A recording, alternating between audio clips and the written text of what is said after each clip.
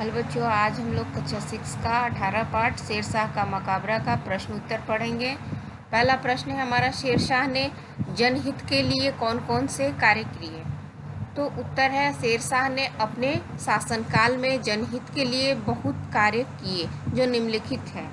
पहला है, मुसाफिरों के ठहरने के लिए सराय का निर्माण कराया, राजस्व लगान व ऋण व्यवस्था की, कुएं खुदवाएं, पानी की व्यवस्था जगह जगह किए, सड़क के किनारे वृक्ष लगवाएं, डाक संचार की व्यवस्था की है, कलकत्ता से पेशावर तक जाने के लिए पक्की ग्रैंड ट्रंक रोड का निर्माण कराएं। दूसरा प्रश्न है, शेरशाह के मकबरे की क्या विशेषता है। तो शेरशाह का पुत्र इस्लाम शाह सूरी ने यह मकबरा बनवाया था। यह मकबरा भवन एक ऊंचे चकोर चबूतरे पर बनाया गया है। 8 भुजा वाला है, पत्थर से 3 मंजिला बना है, चारों तरफ पानी है, इसकी ऊंचाई 45 मीटर है। इसका गुंबद ताजमहल के गुंबद से 13 फुट बड़ा है। यह मकबरा अफगान शैली का बेहतरीन नमूना है। यहाँ शेरशाह के अलावा 24 साथी उनके दफन हैं। यह एक ऐतिहासिक धरोहर है। तीसरा प्रश्न है, शेरशाह का बिहार से क्या संबंध है। उत्तर, शेरशाह सूरी भारत के महान शासकों में एक थे। उनका जन्म 1472 ईस्वी में हुआ था। उनका बचपन सासाराम में ही बीता, इस कारण उन्हें बिहार से काफ़ी लगाव रहा। उनकी सेना में ज़्यादातर सिपाही बिहार के थे। चौथा प्रश्न है, स्तंभ क का स्तंभ ख से मिलान कीजिए। तो शेरशाह का जन्म 1472 ईस्वी में हुआ। शेरशाह का पिता का नाम हसन शाह सूरी था। कन्नौज में हुमायूं से युद्ध 1540 में हुआ था और शेरशाह की मृत्यु 1545 को हुई थी। और शेरशाह का पुत्र हसन इस्लाम शाह सूरी था। पांचवा प्रश्न है, रिक्त स्थानों को भरिए। तो पहला है, ग्रैंड ट्रंक रोड से तक जाती है, कोलकाता से पेशावर तक जाती है। दूसरा है, हुमायूं से युद्ध के समय शेरशाह का उम्र 68 वर्ष थी। ग नंबर, शेरशाह का मकबरा सासाराम में है। घ नंबर, शेरशाह के बचपन का नाम फरीद खां था। अंग, यह मकबरा अफगान शैली का बेहतरीन नमूना है।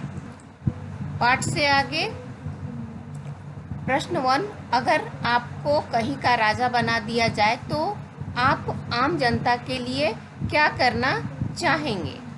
तो इसका उत्तर होगा, अगर हमें राजा बना दिया जाए तो सबसे पहले हम उन चीज़ों के बारे में जानने की कोशिश करेंगे कि आम जनता को क्या तकलीफ़ है, उसी के आधार पर अपनी योजना बनाएंगे। शिक्षा में और अधिक सुधार करेंगे। देश और समाज के सुविधा के लिए नए नए नीतियां बनाएंगे। अब तो राजतंत्र की व्यवस्था है नहीं, अब हमारे यहाँ लोकतंत्र है, इसलिए सब मिलजुल कर यह कार्य करेंगे। दूसरा प्रश्न है, केवल 5 वर्षों के शासनकाल में शेरशाह ने बहुत सारे कार्य किए, कैसे, सोचकर बताइए। उत्तर है, शेरशाह अपने शासनकाल के 5 वर्ष में जनता के कल्याण की बात सदा सोचते रहते थे और उनके हित में कार्य किए। उनमें कार्य करने की प्रबल इच्छा शक्ति व साहस था। प्रश्न 3, अधिक उम्र होने के बावजूद शेरशाह ने हुमायूं को पराजित किया, सोचिए वह ऐसा कैसे कर पाया। उत्तर, शेरशाह की उम्र 68 वर्ष थी। वह जवान नहीं थे, पर उनके अंदर हिम्मत और साहस, किसी कार्य को करने की लगन, रण कौशल कूट कूट कर भरा था। अतः हुमायूं की सेना को पराजित करने के लिए यह सब प्रमुख था, जिससे वे हुमायूं को परास्त कर सके। चौथा प्रश्न है, ऐतिहासिक धरोहरों को सुरक्षित रखने के लिए आप क्या सुझाव देना चाहेंगे। उत्तर है ऐतिहासिक धरोहर हमारे देश की शान है। हम अज्ञानतावश इसकी रक्षा नहीं करते, इस अमूल्य धरोहर के देखरेख में अपनी भागीदारी नहीं निभाते और इसका परिणाम स्वरूप यह गंदा हो जाता है। इसलिए जनता को इसके बारे में शिक्षित किया जाना चाहिए ताकि वे अपने दायित्व बोध को समझे और इसे सुरक्षित रखें। व्याकरण से निम्नलिखित संज्ञाओं के प्रकार बताइए। बादशाह, सड़क, बस, सड़क, ये जातिवाचक संज्ञा है। हुमायूं व्यक्तिवाचक संज्ञा है। बचपन और बुढ़ापा भाववाचक संज्ञा है। पानी द्रव्यवाचक संज्ञा है। बच्चे और सेना समूहवाचक संज्ञा है। दूसरा प्रश्न है निम्नलिखित सर्वनामों के प्रकार बताइए। यह निश्चयवाचक सर्वनाम है। इतने कुछ अनिश्चयवाचक सर्वनाम। अपने आप निजवाचक सर्वनाम। जैसे जैसे संबंधवाचक सर्वनाम। कौन, कहाँ, कब प्रश्नवाचक सर्वनाम।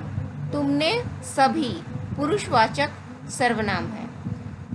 प्रश्न 3 में है शब्द समूहों को व्यवस्थित कर वाक्य पूरा कीजिए।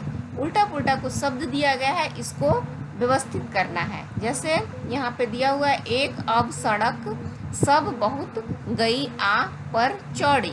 यहाँ कोई शब्द नहीं बन रहा, कोई सार्थक शब्द नहीं है, तो इसको व्यवस्थित करके सार्थक शब्द बनाते हैं। तो सब बस अब एक बहुत चौड़ी सड़क पर आ गई। दूसरा है जाए सीट अपनी बैठ लेकर। उत्तर होगा अपनी सीट लेकर बैठ जाएं। ग नंबर थे ढाई चुके अब बज। उत्तर है अब ढाई बज चुके थे। घ नंबर है सभी खाया साथ एक खाना ने। उत्तर है सभी ने एक साथ खाना खाया। अंग यह ऊंचा होगा मकबरा कितना। उत्तर है यह मकबरा कितना ऊंचा होगा। चौथा नंबर प्रश्न है पर्यायवाची शब्द लिखिए। पुत्र, वृक्ष, विद्यालय, शिक्षक, सराय। पुत्र का बेटा, सुत, वत्स, वृक्ष, गाछ, पेड़, पादप, तरु, बिटप। विद्यालय पाठशाला, स्कूल, मदरसा। शिक्षक अध्यापक, गुरु, आचार्य। सराय धर्मशाला, अतिथि गृह और मुसाफिर खाना। पांचवा प्रश्न है प्रत्येक पंक्ति में एक शब्द बाकी शब्दों से मेल नहीं खाता है, उस शब्द पर गोला लगाइए।